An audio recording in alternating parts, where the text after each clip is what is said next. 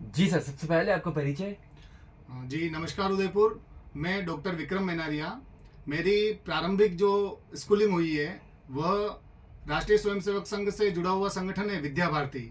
उस विद्या भारती में मेरी कक्षा 3 से लगाकर 10वीं तक वहाँ पर शिक्षा दीक्षा हुई है।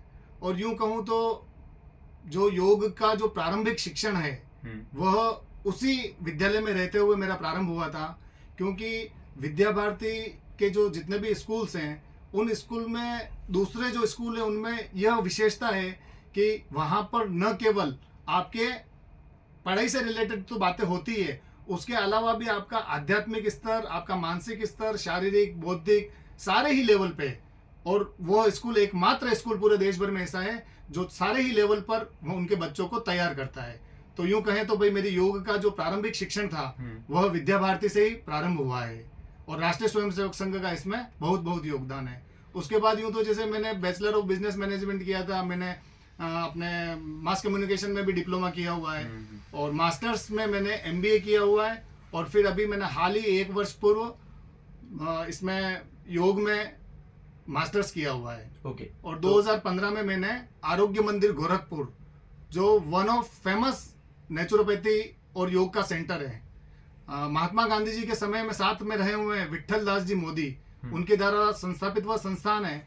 और आजकल उनके जो सन हैं डॉक्टर विमल कुमार जी मोदी, वह उसको रन कर रहे हैं। और देश भर में एक जाना पहचाना नाम है डॉक्टर विमल कुमार मोदी जी का। 2016 में मैंने 2 महीने वहीं पर आवासीय और यह इसका प्रशिक्षण लिया हुआ है। और तब से मैं अपने उदयपुर में विभिन्न शिविरों के माध्यम से और ये योग और प्राकृतिक चिकित्सा का काम कर रहे हैं। ओके, तो अगर आपसे ये सवाल करूं कि आपकी लाइफ में योगा कितना इम्पोर्टेंट है या फिर योगा क्या है, अगर एक शब्द में आपसे मैं पूछूं तो क्या कहेंगे आप? देखो, एक शब्द में मैं आपको बताऊं उससे पहले मैं थोड़ा सा इसका एक भूमिका आपको बताता हूँ। जी। कि आजकल जैसे हम कहीं यूथ में बैठते हैं या फिर कहीं जैसे चर्चा आती तो कुछ लोग तो इसको बहुत यूं टिपिकल समझते हैं कि यार कोई ये ऋषि मुनियों की एक परंपरा है और वेद पुराण महाभारत, तो लोग क्या इसको इस नजरिए भी देखते हैं। लेकिन अगर योग की हम बात करें तो श्रीमद् भगवद गीता में कहा गया है योग कर्मसु कौशलम, कुशलता पूर्वक किया गया कोई भी कार्य योग है। और इसके हमारे जो प्रणेता हैं योग के भगवान महादेव हैं। उसके बाद जो महर्षि पतंजलि का नाम आता है, तो ये योग क्या अलग अलग बहुत उसमें फैला हुआ था, बिखरा हुआ था। तो महर्षि पतंजलि जी ने इसको एक सिस्टमेटिक वे में एक ऑर्डर किया था, जिसको अपन अष्टांग योग के नाम से जानते हैं, जिसमें यम, नियम, आसन, प्राणायाम, प्रत्याहार, धारणा, ध्यान और समाधि है। यम में भी वापस 4-5 चीजें हुए, 5 यम में और 5 ही नियम में। जैसे यम में अपन बात करें तो अस्तेय, सत्य, अहिंसा, ब्रह्मचर्य और अपरिग्रह। और शौच में वापस 5 चीजें हैं। नियम में शौच, संतोष, तप, स्वाध्याय और ईश्वर प्रणिधान। तीसरी स्थिति आती है आसन की। लोग क्या करते हैं, यम और नियम का तो पालन करते नहीं है और डायरेक्ट आ जाते हैं कि साहब हमको योगा करना है। तो जब आपका यम और नियम ही क्लियर नहीं है, ये दोनों भी क्या है कि यम और नियम दोनों अलग अलग चीजें हैं। एक पांचों के माध्यम से हम स्वयं की शुद्धता करते हैं और दूसरा सोसाइटी के लेवल पर, सोशल लेवल पर, सामाजिक स्तर पर किस तरह से उनको फॉलो किया जाए, दोनों अलग अलग है। जब आप इन दोनों में ही निपुणता प्राप्त कर लेंगे तो आप आते हैं आसन में। और आसन के बारे में कहा गया है स्थिरम सुखम आसनम, मतलब आप कंप्लीटली स्टेबिलिटी के साथ और कंफर्टेबल उस पोज में कितनी देर तक रह सको। अव्वल तो लोगों से कोई पोज बनता नहीं है, और बन भी जाए तो चेहरा किधर जा रहा है, उसका पोज कैसा बन रहा है। तो आप पूर्ण आरामदायक स्थिरता के साथ उस पोज में कितनी देर तक रुकते हैं, ऐसा कहा गया है कि कम से कम 1.5 मिनट तक आप स्टेबिलिटी के साथ उस पोज में रहते हैं तो उस आसन के आपको एक्चुअल प्रॉफिट्स मिलना शुरू होते हैं। ओके, ठीक है। तो आपने अभी यूथ का जिक्र किया, तो इसी से मैं सवाल करना चाहूंगा कि एक परेशानी बहुत आज के टाइम पर ट्रेंड में है, कह सकते हैं, डिप्रेशन, फ्रस्ट्रेशन अपने काम काज को लेकर या फिर पारिवारिक किन्हीं चीज़ों को लेकर। तो इस पे योग कितना इम्पैक्टफुल है, कितना असरदायक है? ये अर्पित जी आपने बहुत ही अच्छा क्वेश्चन पूछा है। मैं अगर आपको बताऊं तो भाई आपने भी एक कोट सुना होगा कि स्वस्थ शरीर में ही स्वस्थ मस्तिष्क निवास करता है। तो सबसे पहले तो अपना शरीर अगर स्वस्थ होगा तो वहीं से सारी चीजें व्यवस्थित होना शुरू होती है। भाई आपका शरीर स्वस्थ हुआ तो आपकी जो सोचने और विचारने की जो शक्ति है वह ऑटोमेटिक वे में एक डेवलप होती है। और अगर हम बात करें तो योग, जैसे मैंने आपको बताया था कि यम, नियम, आसन, आसन के बाद उससे एक आगे की स्टेज है प्राणायाम। वो एक अपन श्वास लेते हैं और छोड़ते, मतलब प्राणों को आयाम देना, अपनी जो प्राण शक्ति है उसको विस्तार करना। तो वो इससे एक लेवल ऊपर है। और यम नियम आसन प्राणायाम, फिर हो गया आपका प्रत्याहार। हम कैसे एक्सटर्नल से इंटरनल हों, वो स्थिति है प्रत्याहार की। फिर धारणा, ध्यान और समाधि। समाधि तक यम से शुरू होता है और समाधि तक पहुंचने का यह एक सिस्टम है योग। ठीक है। अब इसमें जो आपने पूछा कि आज के लाइफ में भाई मतलब ऑलमोस्ट 75% से ज्यादा, और आज की तारीख में सबसे डेवलप राष्ट्र कौन सा है? अमेरिका। तो अमेरिका में ही सबसे ज्यादा फ्रस्ट्रेशन और मेंटल डिसऑर्डर के और केस आपने भी सुने होंगे। तो उसमें अगर आप योग करेंगे तो निश्चित रूप से स्वस्थ शरीर, खुशहाल मन, और आज की युवा पीढ़ी के लिए तो शायद वो ब्लिसफुल लाइफ, या जिसको हमारे ऋषि मुनि जो हुआ करते थे वो कहते थे सच्चित आनंद। एक ऐसा आनंद जो अंदर से आपके आ रहा है, तो वो कहते जाते हैं सच्चित आनंद। तो स्वस्थ शरीर, खुशहाल मन और सच्चित आनंद के साथ योग आपके शरीर में, आपके मन में ऐसे सिम्टम्स डेवलप करता है कि भाई जो हमारे पास है ना वो पर्याप्त है।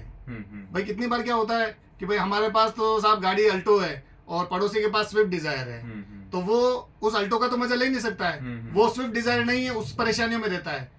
4-5 साल बाद जब उसके स्विफ्ट डिजायर आ जाती है तो पड़ोसी की आ जाती है साहब मर्सिडीज, तो वो वापस उसी में रह गया कि यार उसके तो आपके पास जो चीज है, जो है स्वयं के पास, वो पर्याप्त है। आप उसका आनंद लीजिए और ईमानदारी से, निष्काम भाव से कर्म कीजिए ना, दुनिया की कोई ताकत आपको आपकी मंजिल तक पहुंचने से नहीं रोक सकती है। आपको भी 100% वो काम करना पड़ेगा, और वर्तमान में रहते हुए, वर्तमान में जो अपन बेस्ट हो सके अपने से, वो बेस्ट अपने को करना चाहिए। मैं आपको एक छोटी सी बात बोलता हूँ कि आप कैसे, जैसे हमारे जो रोल मॉडल हैं वो है स्वामी विवेकानंद जी। स्वामी विवेकानंद जी के समय एक बार क्या है कि जीवन में बहुत समस्याएं आई थी, तो किसी कवि ने उसका चित्रण किया कि एक से बढ़कर एक मुसीबत आती रही, एक से बढ़कर एक मुसीबत आती रही, एक से बढ़कर एक गजब ढाती रही। तो मुसीबतें बोले कि आप कुछ कह नहीं रहे हो यूं, तो एक से बढ़कर एक मुसीबत आती रही, एक से बढ़कर एक गजब ढाती रही, थोड़े दिन रुकी फिर चल दी। स्वामी जी बोले क्यों चल दी? तो मुसीबतें बोले क्या खाक रुके हैं, तुमने क्या कभी हमें मुसीबत जो समझा है? तो जीवन में अप एंड डाउन चलते रहते हैं, ट्रबल्स आती है, पर आप उस ट्रबल्स में उलझ के रह गए तो उसका समाधान कैसे होगा? अपने को तो केवल उस समस्या को समझना और उसका निराकरण कैसे हो सके बेस्ट वे में, उस पर जब हम ध्यान देंगे तो निश्चित रूप से हम हमारे गोल तक आसानी से पहुंच सकते हैं। ओके, और एक और सवाल कि जो इवेंट उदयपुर में होने वाला है इस बार इंटरनेशनल योगा डे के बारे में, उसके बारे में बताइए कि क्या कुछ होने वाला है, कौन वहां पर होंगे, कौन लोग वहां पर आ सकते हैं? जी, मैं बताना चाहता हूँ इसमें कि हमारी जो संस्थान है आहुति सेवा संस्थान, उसका स्वास्थ्य के क्षेत्र में हम आरोग्य विहार धाम के नाम से कार्य करते हैं। तो उसी के बैनर तले, आहुति सेवा संस्थान के बैनर तले ये सारा कार्यक्रम होने वाला है। हमारे जो संस्थान के मुख्य संरक्षक हैं स्थापना काल से, आदरणीय धर्मनारायण जी जोशी, जो मावली के पूर्व विधायक भी रहे हुए हैं और हमारे संस्थान के मुख्य संरक्षक हैं, उनका प्रारंभ से हर कार्य में हमें प्रेरणा पाथे मिलता रहता है, उनके निर्देशन में हम काम करते हैं। तो उनका भाई साहब का सानिध्य रहेगा, आदरणीय गुरुदेव है हमारे धर्मनारायण जी जोशी।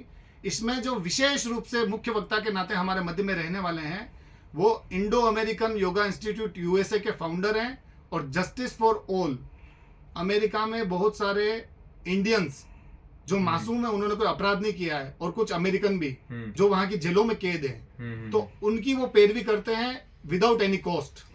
और उनको निकालने के लिए उन्होंने यूएस बेस्ड ऑर्गेनाइजेशन है जस्टिस फॉर ऑल, तो इन दोनों को वो वहां पर रन करते हैं, वो यहाँ कार्यक्रम में आ रहे हैं, और वो निश्चित रूप में एक इंटरनेशनल योग गुरु हैं। साथ में हमें सानिध्य मिलेगा उनकी धर्मपत्नी का, श्रीमती सीसली कुवल्लर, वो भी अमेरिका के एक बहुत बड़े हॉस्पिटल में है, थेरेपिस्ट है, नर्स से, वो गवर्नमेंट नर्स से रिटायर्ड हुई है। और मैं आपको एक जानकारी देना चाहता हूं कि जब ये अभी प्रयागराज वाला कुंभ नहीं, उससे पहले जो कुंभ हुआ था सिंहस्थ के नाम से उज्जैन में, उसमें उस अमेरिका के हॉस्पिटल ने सीसली कुवल्लर मैडम को केवल इस चीज का रिसर्च करने के लिए भेजा उस सिंहस्थ कुंभ में, महाकुंभ में, कि ये जो साधु संत होते हैं ना, जो बिल्कुल वीरान और ऐसी गिरी कंदराओं में रहते हैं, उन तक महाकुंभ की जानकारी कैसे पहुंचती है। क्योंकि वो राइट टाइम पे, जब पहला जो शाही स्नान होता है वो सब वो साधु हाँ, संत हाँ, महात्मा लोग ही करते हैं। हाँ। तो ऐसी क्या व्यवस्था है, ऐसी प्रकृति की क्या व्यवस्था है कि उन तक ऑटोमेटिक, क्योंकि फोन वगैरह तो वो कुछ रखते नहीं है, तो वो उनको तक कैसे पहुंच जाती है। और आफ्टर ऑल ये जो सारा महाकुंभ होता है, फिर वो ऋषि मुनि, वो महात्मा लोग, वो कहाँ पर वापस चले जाते हैं। तो उन्होंने वो पूरा अध्ययन किया, रिसर्च किया, तो लोगों को भी शायद इस योगा डे पे इस बार उसकी भी जानकारी मिलेगी। ओके। और कौन लोग पार्टिसिपेट कर सकते हैं इस इवेंट में, कहाँ से आ सकते हैं, किस प्रोसेस के थ्रू आ सकते हैं? इसके लिए अपन ने एक गूगल पे ऑनलाइन लिंक जनरेट किया हुआ है। वो मेरी जो इंस्टाग्राम की आईडी है उसके बायो में भी है लिंक, डॉक्टर विक्रम मिनारे का नाम से वो लिंक है। उसमें आप रजिस्टर कर ले में, और उससे कोई भी लोग उदयपुर के यूथ, उदयपुर की मातृशक्ति, उदयपुर के बुजुर्ग, और कोई भी व्यक्ति जो 7 साल से ऊपर हो, 5-7 साल से ऊपर हो, वो व्यक्ति इसको अटेंड कर सकता है। इसके अलावा लोगों में जो इस कार्यक्रम के लिए एक उत्साह हमने देखा, तो अभी 3-4 दिन से हमने वहां पर अपने, जहां पर वेन्यू पर स्वागत वाटिका हिरणमगरी सेक्टर 4 मेन रोड पर, वहीं पे 2 घंटे सवेरे 10 से 12 और शाम को 4 से 6 एक ऑफलाइन फॉर्म भी रखा हुआ है। आप सभी वहां पर आकर अपना पंजीयन करा सकते हैं। और जिनका, यह बात मैं एक विशेष रूप से यहाँ कहना चाहता हूँ कि जिसका पंजीयन पहले होगा उसी को हम उस कार्यक्रम में अलाउ करेंगे। ओके। और तकरीबन ऐसा हमारा मानना है कि 200, 250 उसमें मिनिमम संख्या रहेगी, और अधिकतम 250, पौने 300 के उसके बाद हम उसको क्लोज कर देंगे। जी। तो एनी मैसेज फॉर उदयपुराइट्स और एफएम तड़का लिसनर्स? उनके लिए तो देखो, मैं यही कहना चाहता हूँ कि जो हमारे अपन ने इस कार्यक्रम का जो नाम रखा है, उसका नाम ही हमने रखा है उत्तिष्ठत जागृत प्राप्य वरान निबोधत। उठो, जागो और ज्ञान बोध के लक्ष्य की प्राप्ति तक मत रुको। जो अपना मेन गोल है, अल्टीमेट गोल, जब तक अपने को वो प्राप्त नहीं हो तब तक हमें रुकना नहीं है। तो हम योग के माध्यम से ही स्वयं के अंदर वह शक्ति जगा सकते हैं कि हम हमारे अल्टीमेट गोल को प्राप्त कर सकें। और योग ही ऐसा माध्यम है कि हम आत्म कल्याण से समाज का कल्याण और राष्ट्र कल्याण की इस जो मुहिम आदरणीय हमारे प्रधानमंत्री यशस्वी मोदी जी ने भी चला रखी है कि आत्म कल्याण से राष्ट्र कल्याण। अच्छा, आप तो पूरे डेवलप हो गए, अच्छी इनकम भी ग्रोथ कर रहे हो, लेकिन भाई हमने इस पृथ्वी पर जन्म लिया, अपने देश में जन्म लिया है, तो अपनी इस मातृभूमि के प्रति भी तो अपना कोई कर्तव्य है। तो योग के माध्यम से ऑटोमेटिक अपने मन में ऐसे विचार आते हैं कि हम अपना कुछ समय या अपनी कुछ स्थिति से समाज के लिए, देश के लिए क्या कर सकें। तो इसके लिए भी, और योग ऑटोमेटिक वे में, एक ऑटो मोड में यह व्यवस्था हमें देता है। मैं 2 पंक्तियां आपको कहना चाहता हूं कि मेरे मन में तो हमेशा यही रहता है कि तन समर्पित, मन समर्पित और यह जीवन समर्पित, चाहता हूं देश की धरती तुझे कुछ और भी दूं।